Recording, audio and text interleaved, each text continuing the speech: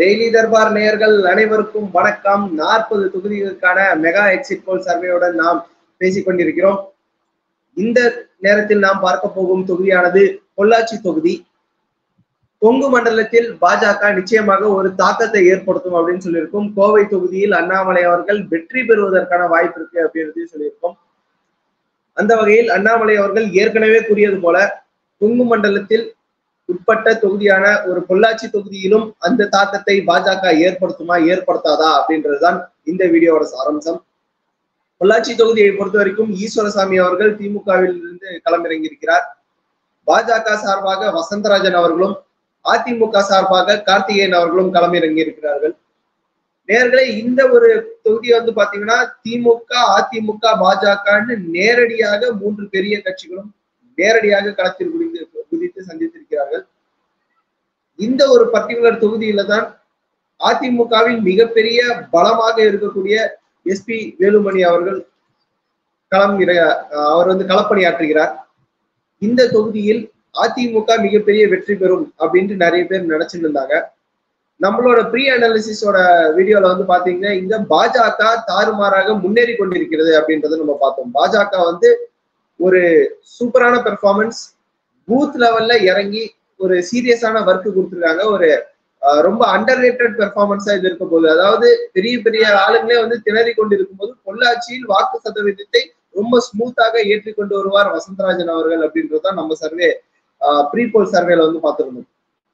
அந்த வகை இப்பொழுது வெற்றி பெறக்கூடிய நிலையில் இருப்பது யார் அப்படின்னு பார்க்கும்போது எக்ஸிட் போலை பொறுத்த வரைக்கும் திமுக இங்கே முந்தி கொண்டு வருவது நம்மளுக்கு ஒரு ஆச்சரியமான விஷயமாக இருக்கிறது. ப்ரீ போல்ல வந்து நம்ம பார்த்திருப்போம், இங்கே அதிமுகவின் கார்த்திகேயன் அவர்கள் வெல்வதற்கான வாய்ப்பு இருக்கு நம்ம சொல்லியிருப்போம். ஆனால் எக்ஸிட் போலை பொறுத்த வரைக்கும் சில பல பூத்துக்கள்ல ஒரு சின்ன நெருக்கடியான ஒரு சூழ்நிலையில சின்ன சின்ன டிஃபரன்ஸோட கார்த்திகேயன் அவர்களை பின்னுக்கு தள்ளி ஈஸ்வரசாமி அவர்கள் முன்னேறி கொண்டிருக்கிறார் அப்படின்னு தான் நம்மளோட அனாலிசிஸ் இருக்கு.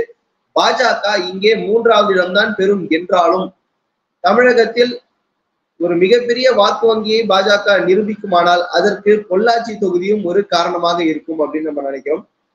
இந்த ஒரு தொகுதியை பொறுத்த வரைக்கும் எல்லா தொகுதியிலும் நாம் பேசுவதுதான் அதிமுக மற்றும் பாஜகவிற்கான அந்த கூட்டணி முறிவு அப்படின்றது இந்த தொகுதியில் அதுக்கான எஃபெக்ட் இருக்குதான்னு வந்து பாத்தீங்கன்னா நிச்சயமாக சர்வ நிச்சயமாக 100% இந்த தொகுதியில் அதற்கான எஃபெக்ட் இருக்குது.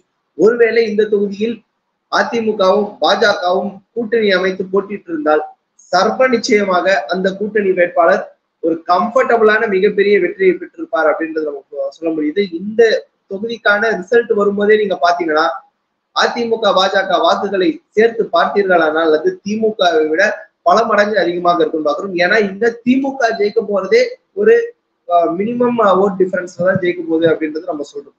மற்ற தொகுதிகளில் வந்து சில பல தொகுதிகள்ல 2 லட்சம் 3 லட்சம் வாக்குகள்லாம் வித்தியாசம் ஜெயிக்கும் சொல்லியிருப்போம். உதாரணத்திற்கு ஸ்ரீபெரும்புத்தார் ஆகட்டும், அரக்கோணம் ஆகட்டும், இங்கெல்லாம் லட்சக்கணக்கான வாக்கு வித்தியாசத்தை திமுக ரொம்ப கம்ஃபர்டபுளா வெல்ல போகுதுன்னு சொல்லி கொண்டிருந்தது. அதே நேரத்தில் இந்த பொள்ளாச்சி தொகுதி பொறுத்தவரை ஒரு மினிமம் மார்ஜின்ல தான் அவங்க ஜெயிக்க போறாங்க.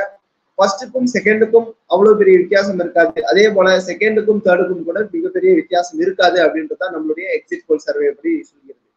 அதற்கு காரணம் பாஜக இந்த தொகுதியில் யாருமே எதிர்பார்க்காத அளவுக்கு கடுமையான ஒரு களப்பணி ஆற்றியது அப்படின்னு தான் சொல்லணும். நம்ம ஏற்கனவே சொல்ற மாதிரி இது ஒரு அண்டர் ரேட்டட் பெர்ஃபார்மன்ஸா இருக்க போது வசந்தராஜன் அவர்கள் யாருமே எதிர்பார்க்காத ஒரு கேண்டிடேட்டாக இருந்தாலும் இந்த நட்சத்திர அந்தஸ்துடைய கேண்டிடேட்டாக இல்லாமல் இருந்தாலும் அவர் களப்பணி பூத் அளவுக்கு ஒவ்வொரு பூத்துக்கும் இறங்கி அருமையான ஒரு களப்பணி ஆற்றியதன் காரணமாக பாஜக இங்கே ஒரு மிகப்பெரிய எழுச்சியை காண முடிகிறது. கூடவே அண்ணாமலை அவர்களுடைய பிரச்சாரமும் அதற்கு மிகப்பெரிய அளவில் பலம் கொடுத்திருக்கிறது. அந்த வகையில் பார்க்கும்போது பாஜக இந்த தொகுதியில் 3வது இடம் வந்தாலும் அவர்கள் பெருமைப்பட்டுக் கொள்ளும் அளவுக்கு ஒரு கணிசமான வாக்கு வங்கியை நிச்சயம் எடுத்துக்கொள்வார்கள் நம்ம சொல்லலாம்.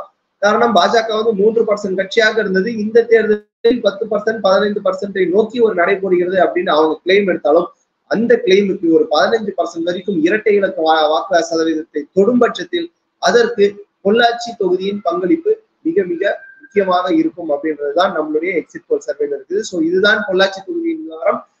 திமுக சார்பில் ஈஸ்வரசாமி அவர்கள் ஒரு குறைந்த வாக்கு வித்தியாசத்தில் நிச்சயமாக வெற்றி பெற்று நாடாளுமன்றத்துக்குள் செல்வார் அப்படின்றதுதான் நம்மளுடைய கணிப்பாக இருக்கிறது. மீண்டும் இன்னொரு வீடியோவில் இன்னொரு தொகுதியுடன் சந்திப்போம். நன்றி.